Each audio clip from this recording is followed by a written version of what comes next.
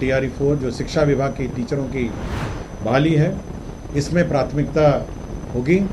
36 एजेंडों पर निर्णय लिया है, 36 एजेंडा। आशा कार्यकर्ताओं का भी कुल मानदेय का वृद्धि होकर ये कुल 9,000 रुपये प्रति माह।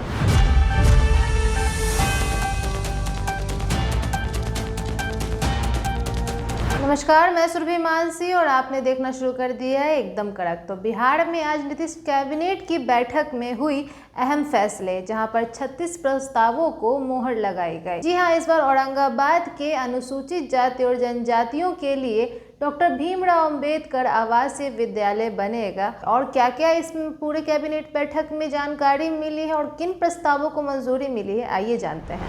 मंत्रिपरिषद ने 36 एजेंडों पर निर्णय लिया है, 36 एजेंडा। सर्वप्रथम सबसे महत्वपूर्ण एजेंडा जिस पर निर्णय लिया गया वह है बिहार राज्य विद्यालय अध्यापक नियुक्ति स्थानांतरण अनुशासनिक कार्रवाई एवं सेवा शर्त संशोधन नियमावली 2025 की स्वीकृति दी गई है। इसके तहत राज्य के जो निवासी हैं और साथ ही साथ जिन्होंने राज्य में मैट्रिक या अथवा इंटरमीडिएट परीक्षा उत्तीर्ण की है, उनको प्राथमिकता देने का निर्णय लिया है। और इससे जो राज्य में जो हमारे छात्र छात्राएं पढ़ रहे हैं और यहाँ के मूल निवासी है, उनको शिक्षा विभाग की नौकरियों में TRE-4 जो शिक्षा विभाग के टीचरों की बहाली है, इसमें प्राथमिकता होगी और नौकरियों में इसमें प्राथमिकता होगी। दूसरा था माध्यमिक उच्च माध्यमिक विद्यालय में, जहाँ पर रात्रि प्रहरी कार्यरत है। रात्रि प्रहरी राज्य में 6,000 रात्रि प्रहरी कार्यरत है, जिनका वर्तमान मानदेय 5,000 रुपये था, इसको बढ़ा के 10,000 रुपये हो गया है। इसके तहत 72 करोड़ रुपए मात्र वृद्धि के पश्चात वार्षिक व्यवहार होगा। राज्य के मध्य विद्यालयों में कार्यरत शारीरिक शिक्षा एवं स्वास्थ्य अनुदेशक, इनका मानदेय में बढ़ोतरी हुई है। ये पहले 8,000 रुपये था और 200 वार्षिक वेतन वृद्धि थी। अब इसको 16,000 रुपये कर दिया गया है और 400 वार्षिक वृद्धि हो गई है। 16,000 हो गया है और 400 रुपये वार्षिक वृद्धि हो गई है। आज के दिन में जो अंशकालिक जो शारीरिक शिक्षा एवं स्वास्थ्य अनुदेशक हैं, वो करीब 2,350 लोग हैं। मध्यमान भोजन में बड़ी संख्या में हमारे सेविक जो रसोइया हैं वो कार्यरत हैं। करीब 2,18,622 लोग कार्यरत हैं। इनके मानदेय में वृद्धि हुई है। पूर्व में 1,650 रुपये प्रतिमाह मिलता था, अब ये 3,300 रुपये ये मानदेय होगा। इसके तहत 252 करोड़ 50,84,000 रुपये संभावित व्यय होंगे 7 महीना, अवशेष 7 महीने। तो इनका वार्षिक जो वृद्धि है 1,650 को बढ़ के 3,300 वार्षिक वृद्धि हुई है।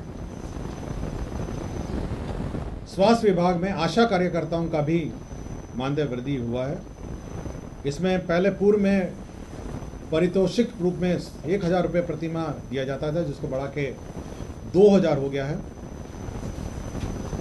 और इसके अतिरिक्त वृद्धि पर कुल 3,000 प्रतिमाह पारितोषिक रूप में दिए जाने की अब स्वीकृति है। तो पहले 1,000 रुपये देता था मात्र, अब उसको में 2,000 रुपये की अतिरिक्त वृद्धि हुई है। कुल 3,000 रुपये अब उनको देगा। स्वास्थ्य विभाग में रेफरल अस्पतालों, प्राथमिक स्वास्थ्य केंद्र में कार्यरत ममता कार्यकर्ताओं के मानदेय में भी वृद्धि हुई है। इनको प्रोत्साहन राशि पूर्व में 300 रुपये दी जाती थी, इसको बढ़ाकर 600 रुपये कर दिया गया। लोहिया स्वच्छता मिशन, स्वच्छ भारत मिशन ग्रामीण ठोस एवं तरल अपशिष्ट प्रबंधन, यह हमारे ग्रामीण क्षेत्रों में जो सफाई कर्मी हैं, उनके मानदेय में भी वृद्धि हुई है। अब उनका मानदेय वृद्धि होकर कुल मानदेय का वृद्धि होकर ये कुल 9,000 रुपये प्रति माह इनका मानदेय होगा। ये पहले ये स्वच्छता पर्यवेक्षक से अनुरक्षक हो गए 9,000 और अंशकालीन स्वच्छता कर्मी हो जाएगा 5,000 रुपये। तो 2 कैटेगरी के लोग थे। अंशकालिक स्वच्छता कर्मी को होगा 5,000 और अंशकालिक स्वच्छता पर्यवेक्षक से अनुरक्षक को 9,000।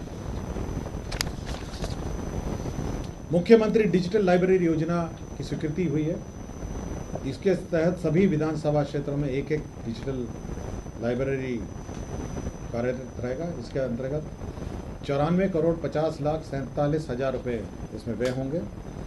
इसमें 11 डेस्कटॉप कंप्यूटर होंगे और ये समुदाय भवन, पंचायत भवन और अन्य किसी भी स्थानीय स्थल पर पंचायत भवन, प्रखंड कार्यालय, नगर परिषद भवन, विकास भवन, कम्युनिटी लाइब्रेरी, सरकारी स्कूल, कॉलेज परिसर, यहाँ सभी में आपका डिजिटल लाइब्रेरी स्थापित होगा। 10 कंप्यूटर टर्मिनल होंगे और यहाँ पर जो बच्चे हैं वो आकर अपना डिजिटल लाइब्रेरी में अपनी पढ़ाई और अध्ययन कर सकेंगे। 6 सबसे महत्वपूर्ण एजेंडा जो मंत्रिपरिषद में लिया गया था आज, वह शिक्षा विभाग का एजेंडा था। इसके अंतर्गत जो बिहार में उत्तीर्ण हुए जो मैट्रिक एंड इंटरमीडिएट उत्तीर्ण जो छात्र छात्राएं हैं, उनको शिक्षा विभाग की नौकरियों में प्राथमिकता देने का निर्णय लिया गया। इसके लिए बिहार राज्य विद्यालय अध्यापक नियुक्ति स्थानांतरण अनुशासनिक कार्रवाई में सेवा शर्त संशोधन नियमावली 2025 की स्वीकृति दी गई। इसके अंतर्गत जो प्रावधान किए गए हैं उसमें विद्यालय अध्यापक के पद पर नियुक्ति हेतु रिक्त पदों का 40% पद बिहार राज्य के अंदर अवस्थित शैक्षणिक संस्थाओं से मैट्रिक अथवा इंटरमीडिएट उत्तीर्ण अभ्यर्थियों से भरा जाएगा, परंतु 40% रिक्तियों के विरुद्ध तदनुसार योग्य अभ्यर्थी उपलब्ध नहीं होने पर शेष रिक्तियाँ 60% रिक्तियों के लिए अर्हता प्राप्त कोटि के योग्य अभ्यर्थियों द्वारा भरी जा सकेगी। इसका तात्पर्य यह है कि जो राज्य सरकार जो बिहार राज्य विद्यालय अध्यापक नियुक्ति नियमावली में जो प्रावधान है पूर्व में 50% जो सीट ऑलरेडी हैं वो विभिन्न जाति आधारित रिजर्वेशंस के लिए आधारित रिजर्वेशन है, जिसमें केवल बिहार के मूल निवासियों को ही आरक्षण का लाभ प्राप्त होता है। तो 50% पहले 100 में 50% ऑलरेडी आरक्षित हो गए हैं। 10% जो आरक्षण है वह आपका इकोनॉमिकली वीकर सेक्शन है, वो भी बिहार के मूल निवासियों के लिए है। अर्थात 60% ऑलरेडी आपका 100 में 60% ऑलरेडी आपके बिहार के निवासियों के लिए आरक्षित है। बच गया जो 40% है उसमें 35% जो है महिलाओं के लिए, बिहार की महिलाओं के लिए आरक्षित है। तो 60 पहले हो गया, उसके बाद 35 जो 40 का जो 35% है वह भी ऑलरेडी बिहार के मूल निवासियों के लिए आरक्षित है। अब जो बच गया है, मतलब जो 40 में 40 का 35 भाग के बाद जो बचा, जो 65 भाग है 40 वाला, अब उसमें 40% जो रिजर्वेशन है वो बिहार के ऐसे स्टूडेंट जो मैट्रिक और अथवा इंटरमीडिएट पास होंगे उनके लिए अब आरक्षित हो जाएगा। तो मोटा मोटी अगर आप देखेंगे टोटल में ऑलमोस्ट आपका 85% से भी ऊपर 85% से भी ऊपर जो आरक्षण है अब वो बिहार के मूल निवासियों के लिए आरक्षित हो गया है। जिसमें पूर्व में पीरपैंती में भागलपुर में सौर ऊर्जा अधिष्ठापन की बात कही गई थी। अब यहाँ पे 3/800 मेगावाट का विद्युत परियोजना स्थापित करने के लिए लीज के सामान्य शर्तों पर ₹1 प्रति वर्ष के लीज पर 33 वर्षों के लिए विद्युत आपूर्ति करना में अवधि के आधार पर L1 रेट पर प्रति यूनिट 4.165 के दर से एवं फ्यूल दर 1.910 के दर से बिहार विद्युत विनियामक आयोग के अनुमोदन के अधीन विद्युत क्रय की स्वीकृति दी गई है। खान एंड भूतत्व विभाग में जमुई जिला अंतर्गत मैग्नेटाइड लॉ अयस्क के मजोस एवं भंटा संयुक्त कंबाइंड ब्लॉक की ई नीलामी के लिए जो रिजर्व जमा है वो निर्धारित की गई है। ये अनुमानित आरक्षित मूल्य 4,325 करोड़ निर्धारित किया गया है। निर्वाचन विभाग का विभिन्न मतदान केंद्र 90,712 में वेबकास्टिंग, विभिन्न चेकपोस्ट मतदान केंद्र पर कैमरा की निगरानी के लिए 154 करोड़ 30,25,000 रुपये प्रशासनिक स्वीकृति दी गई है।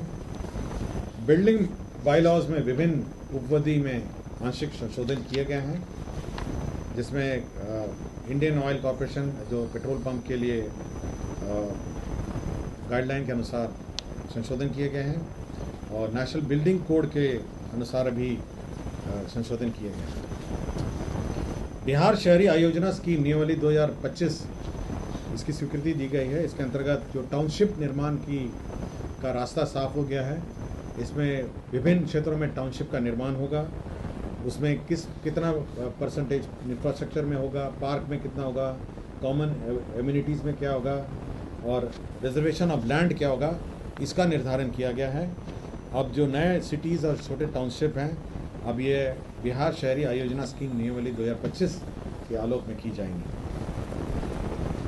राज्य स्कीम मद में डॉक्टर भीमराव अंबेडकर आवासीय विद्यालय से अंचल नवीनगर औरंगाबाद में विद्यालय भवन 720 आसन का स्वीकृत होगा। 65 करोड़ 80 लाख रुपए का।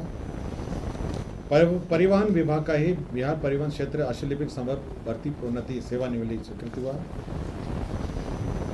कृषि विभाग का ही बिहार कृषि अधिनियम सेवा कोटि 5 पौधा संरक्षण संशोधन नियमावली 2025 स्वीकृत हुआ है। बिहार कृषि सेवा कोटि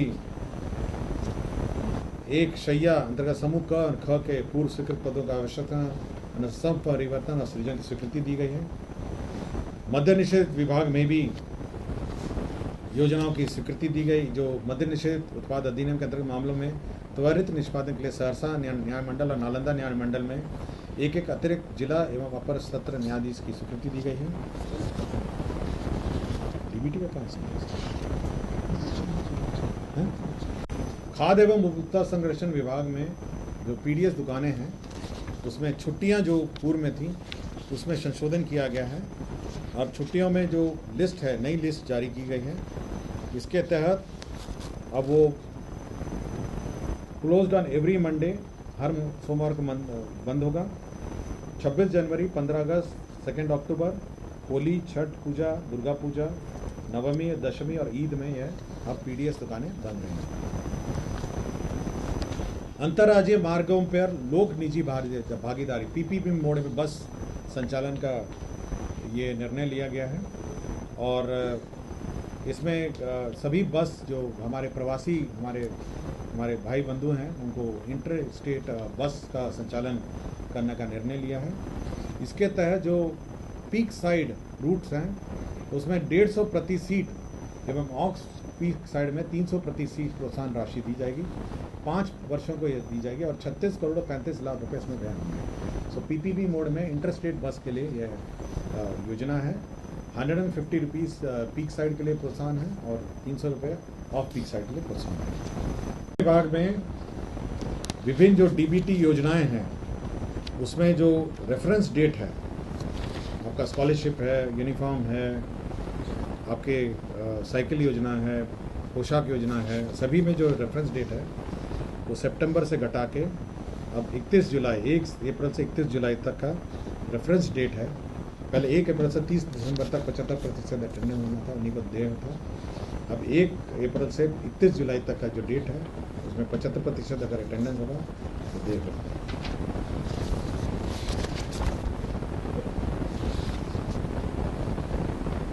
सूचना प्रौद्योगिकी का एक प्रस्ताव था जिसमें सीडैक में वॉइस मैसेजेस भेजने के लिए 50,09,070 रुपये का सीडैक से करारनामा किया था। उसका पोस्ट फैक्ट अप्रूवल है। गोपालगंज जिला अंतर्गत ज़मीन का स्थानांतरण है। बियाड़ा को 32 एकड़ 66 एकड़ 32.66 एकड़ भूमि औद्योगिक क्षेत्र के निर्माण के लिए बियाड़ा को स्थानांतरित किया गया। भागलपुर जिला अंतर्गत अंचल गोराडी में इंडस्ट्रियल कॉरिडोर निर्माण हेतु औद्योगिक विभाग को 46.66 एकड़ स्थानांतरित किया गया। डीबीटी की मैंने आपको जानकारी दी गई। सभी डीबीटी के मामले में जो रेफरेंस डेट है उसको चेंज किया गया है। अब वो 1 अप्रैल से 30 सितंबर के स्थान पर 1 अप्रैल से 31 जुलाई का स्थान तक जो 75% अटेंडेंस थे उनको देय होगा। मुंगेर यूनिवर्सिटी में 167 पदों का सृजन किया गया है और अंतिम एजेंडा विजय कुमार जो हैं ये तत्कालीन कार्यपालक पदाधिकारी नगर परिषद बरबीघा शेखपुरा हैं। इनका पूर्वलोकन अर्जी को अस्वीकृत करते हुए सेवा से बर्खास्तगी संबंधी आदेश को अधिरूपित दंड को बरकरार रखने का निर्णय लिया गया। धन्यवाद। जैसा कि आपने देखा, आज हुए बिहार में नीतीश कैबिनेट की बैठक में जिन 36 प्रस्तावों को मंजूरी मिली है, उससे कई बदलाव हो सकते हैं शिक्षा की ओर से, कृषि की ओर से, शासन की ओर से। यानी कि इस बार जो है पूरी प्रक्रिया पर ध्यान रखते हुए, अहम फैसलों पर मद्देनज़र रखते हुए उन प्रस्तावों को स्वीकृति मिली है। तो आगे ये देखना काफ़ी दिलचस्प होगा कि इन जितने भी प्रस्ताव जिन्हें मंजूरी मिली है, जिन पर मोहर लगी है, उनका क्या प्रभाव रहता है और इससे और कितनी विकासशील कार्य हो सकते हैं और नए क्या प्रस्ताव आने वाले हैं भविष्य में, ये देखना भी काफ़ी दिलचस्प होगा। लेकिन आपकी इस पूरे नीतीश कैबिनेट की बैठक को लेकर क्या राय है, कमेंट बॉक्स में साझा करें, सब्सक्राइब करें, बेल आइकन प्रेस करना ना भूलें ताकि आपसे कोई भी अपडेट मिस ना हो जाए। बने रहें एकदम कड़क के साथ। धन्यवाद।